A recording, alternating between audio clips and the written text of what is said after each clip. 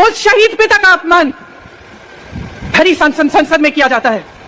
उस शहीद के बेटे को आप देशद्रोही कहते हैं, आप मीर जाफर कहते हैं, उसकी आप मां का अपमान करते हैं। आपके मंत्री मेरी मां का अपमान भरी संसद में करते हैं।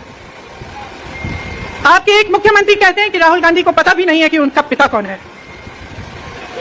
आपके प्रधानमंत्री भरी संसद में खड़े होकर कहते हैं कि यह परिवार नेहरू नाम को इस्तेमाल क्यों नहीं करता। पूरे परिवार का अपमान करते हैं। कश्मीरी पंडित समाज के रिवाज का अपमान करते हैं, जिसके तहत एक बेटा अपने बाप के मरने पर पगड़ी पहनता है, परिवार की परंपरा को आगे बढ़ाता है। लेकिन आप पर कोई मुकदमा नहीं होता, आपको 2 साल की कोई सजा नहीं मिलती, आपको जेल की सजा नहीं मिलती, आपको संसद से कोई बाहर नहीं निकालता, आपको मना नहीं करता कि 8 सालों के लिए आप चुनाव नहीं लड़ सकते।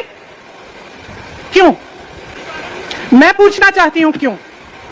तो मैं पूछना चाहती हूं, एक आदमी का कितना अपमान करोगे, कितना अपमान करोगे? क्या यही है इस देश की परंपरा? आप परिवारवादी कहते हैं, तो भगवान राम कौन थे?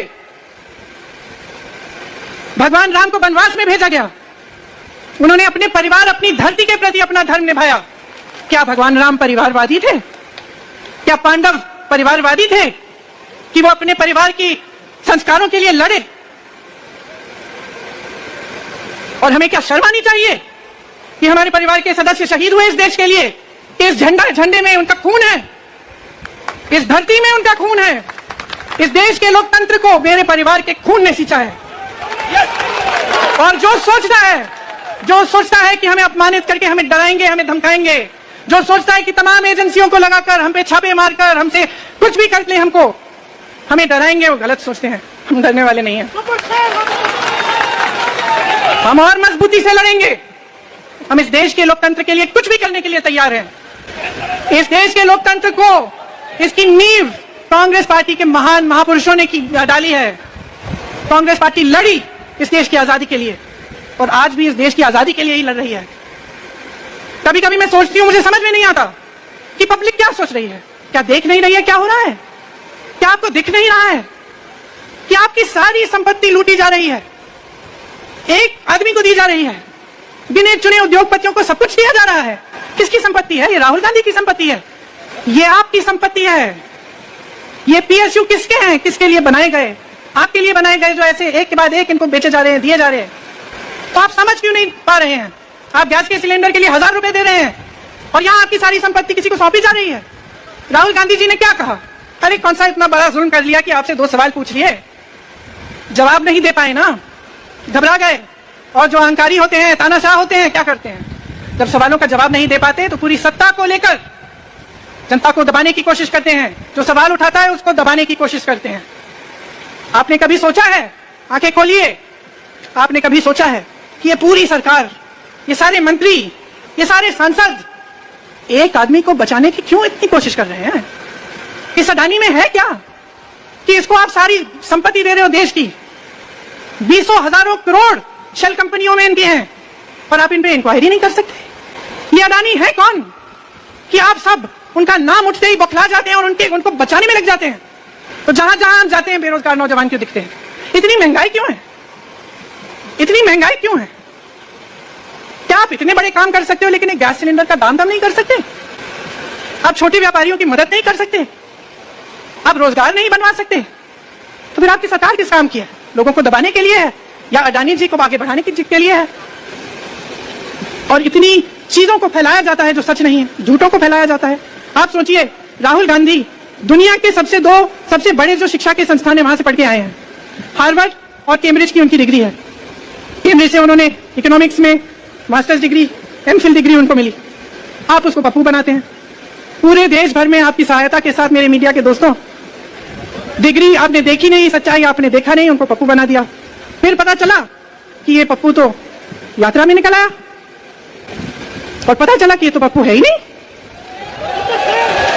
इसके साथ तो लाखों लोग चल रहे हैं, ये ईमानदार भी है, ये सब बातों को समझता भी है, ये जनता के बीच जा रहा है, जनता की समस्याओं को सुन रहा है, तो जनता इसके साथ चली जा रही है।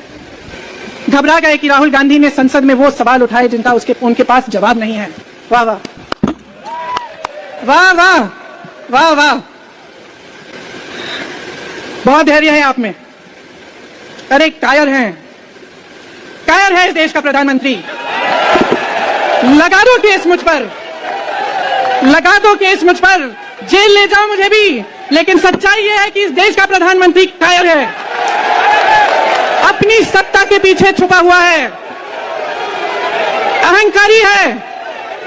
और इस देश की बहुत पुरानी परंपरा है, इस देश की बहुत पुरानी परंपरा है, हिंदू धर्म की पुरानी परंपरा है कि अहंकारी राजा को जनता जवाब देती है। मेरे परिवार ने मुझे एक चीज सिखाई है कि यह देश दिल से बोलता है और दिल से सुनता है। यह देश सच्चाई को पहचानता है और मैं जानती हूं कि आज वो दिन है जब से सारा कुछ बदलने लगेगा। मेरे मीडिया के साथियों, मैं आपसे कहना चाहती हूं, बहुत हो गया है, बहुत हो गया है। मैं जानती हूं आप पर कितना दबाव है, मैं जानती हूं कि आपको लाइन भेजी जाती है कि आज आपको यह कहना है, आज आपको यह लिखना है।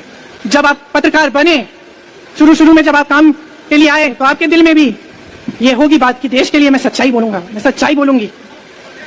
आज आप बोल नहीं पा रहे हैं, हिम्मत करिए, खड़े हो जाइए आप भी। और जैसे खड़गे जी ने कहा कि तमाम पार्टियों ने आज अपनी आवाज उठाई है, उनका हम सब धन्यवाद देते हैं। और हम सबको एक होना पड़ेगा, इसलिए होना पड़ेगा क्योंकि आज ये देश खतरे में है। आज इस देश की सारी संपत्ति एक आदमी को सौंपी जा रही है और उस आदमी को बचाने के लिए पूरी सरकार खड़ी हो जाती है। बहुत गलत हो रहा है। अगर आज मेरे भाइयों और बहनों आप इसको पहचान नहीं पाएंगे तो इस देश को बहुत खतरे में डाल देंगे। इसीलिए यहां खड़े हुए महात्मा गांधी जी की समाधि के कुछ ही गज दूर खड़े हुए मैं आपको याद दिलाती हूं कि कितनों ने इस देश के लिए अपना खून बहाया है, कितनों ने इस देश की धरती, इस देश की आजादी के लिए अपना खून बहाया है। ये अफसर हैं यहाँ तैनात खड़े हैं, इसी तरह से इनके भाई सरहद पे खड़े होते हैं हमारे लिए, आज भी अपना खून बहा रहे हैं। क्या इसके लिए? क्या अडानी जी के लिए?